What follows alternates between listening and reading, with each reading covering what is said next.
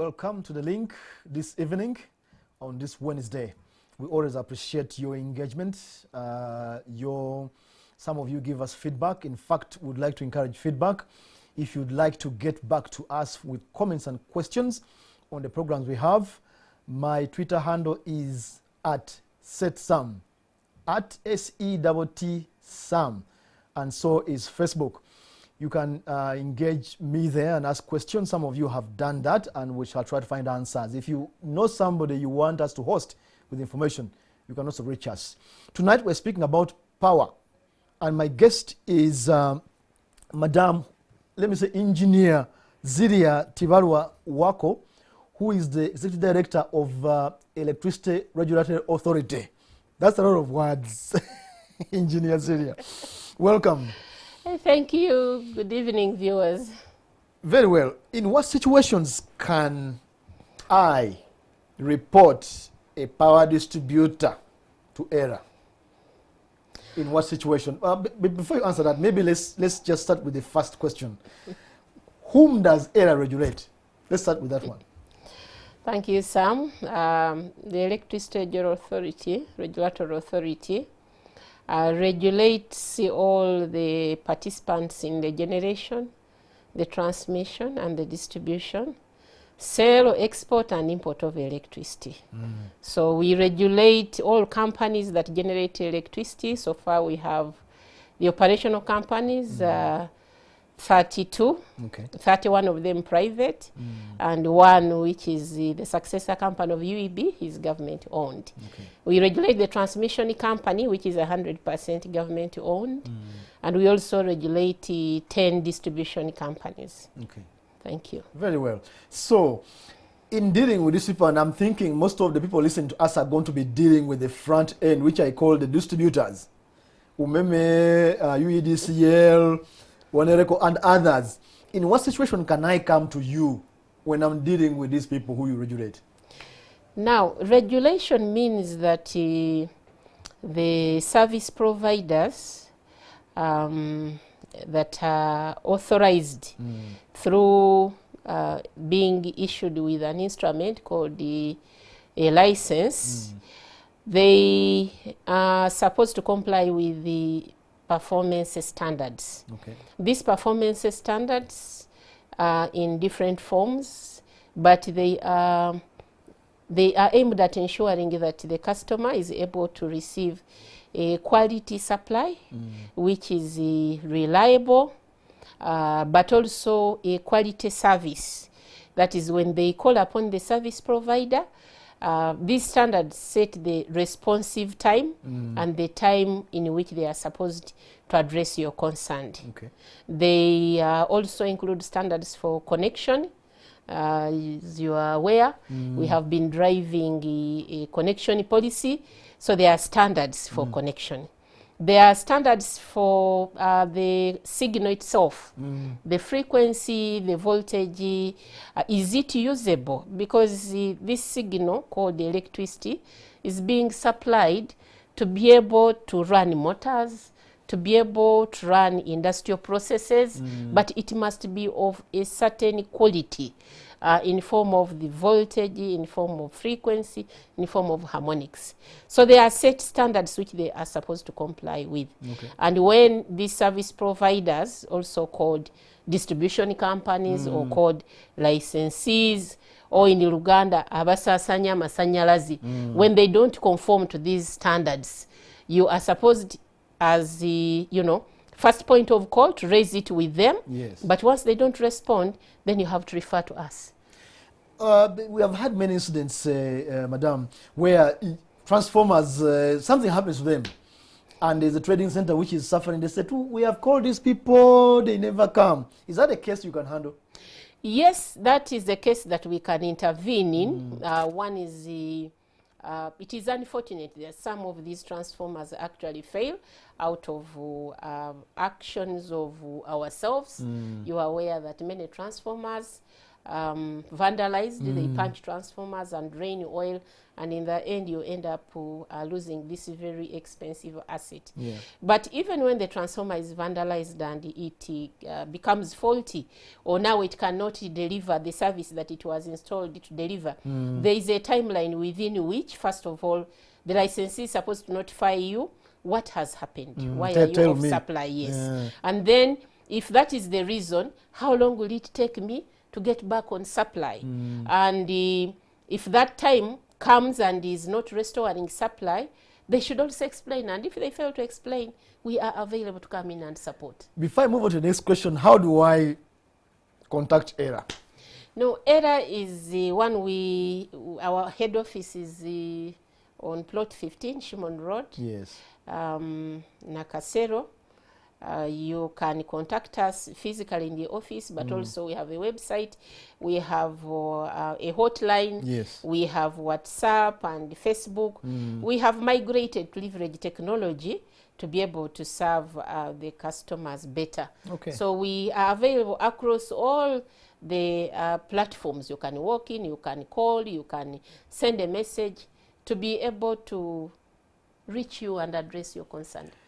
I report the distributor to the regulator, who is you. How do you assist me now to notify my problem? We have a full department, the Department of Corporate and Consumer Affairs. And the law is very clear with attendant regulations.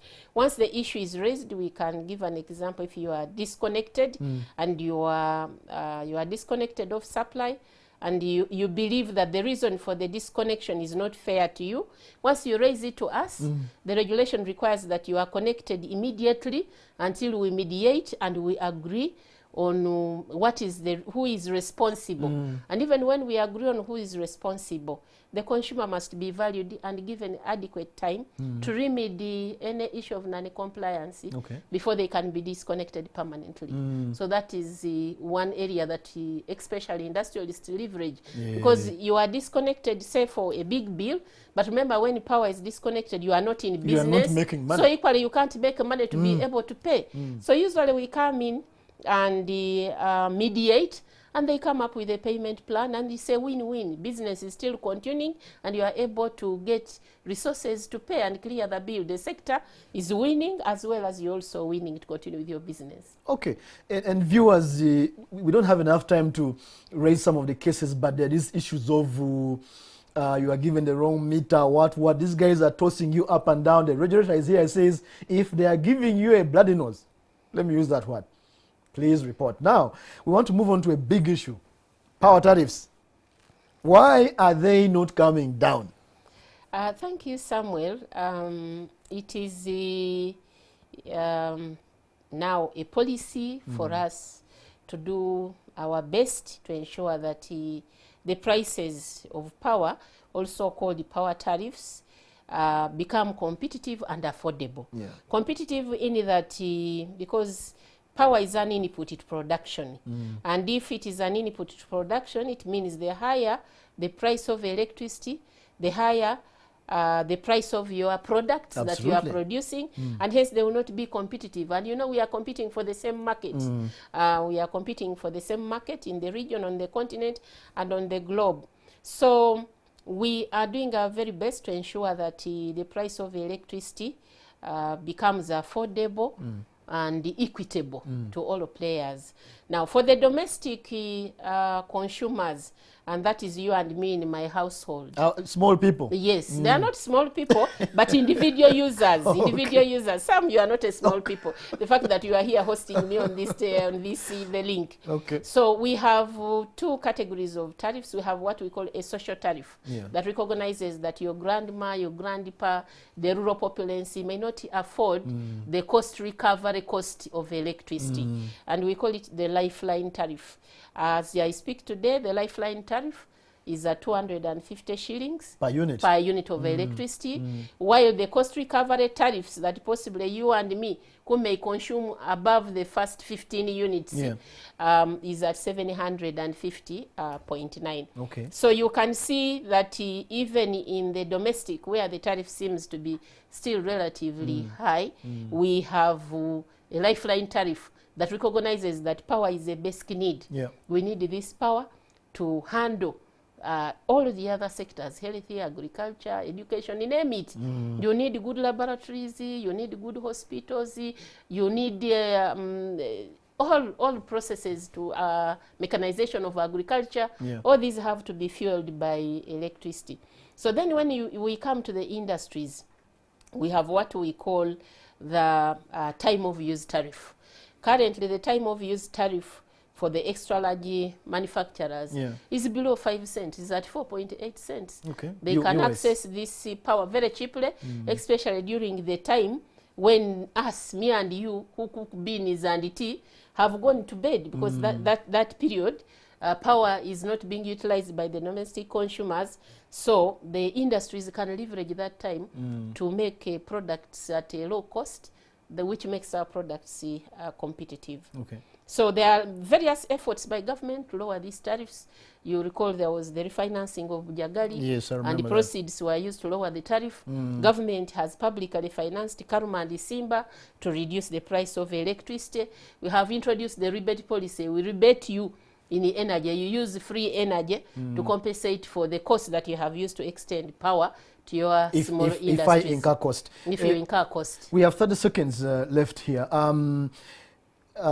While you give me, you call it lifeline, 15 units, sort of cheaply, accordingly, relatively, and yet there is an additional cost. I never get the exact if I do the math.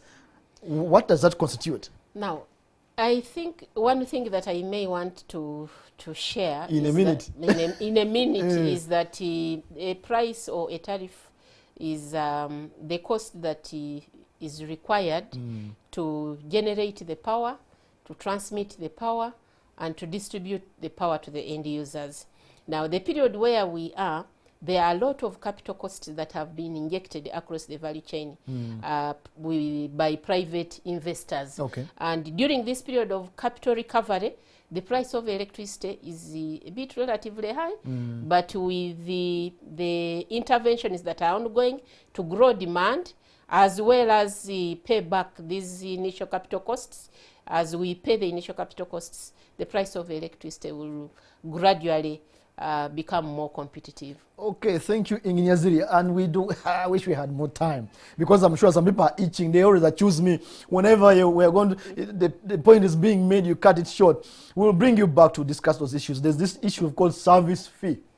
I think it comes from there. These guys are recovering their costs so that they can make money service, and then eventually so that they can deliver a service somewhere. Okay. It is not making money, but they need to deliver a service, and this service must be at your bulb, whether you are in the house or not. Engineer, so whether you are consuming or not, these people must be able to maintain the facilities so that when you want to switch on the bulb, they don't wait for you to pay before the service is available. That was the link. Thank you for joining us. Thank you, Samuel.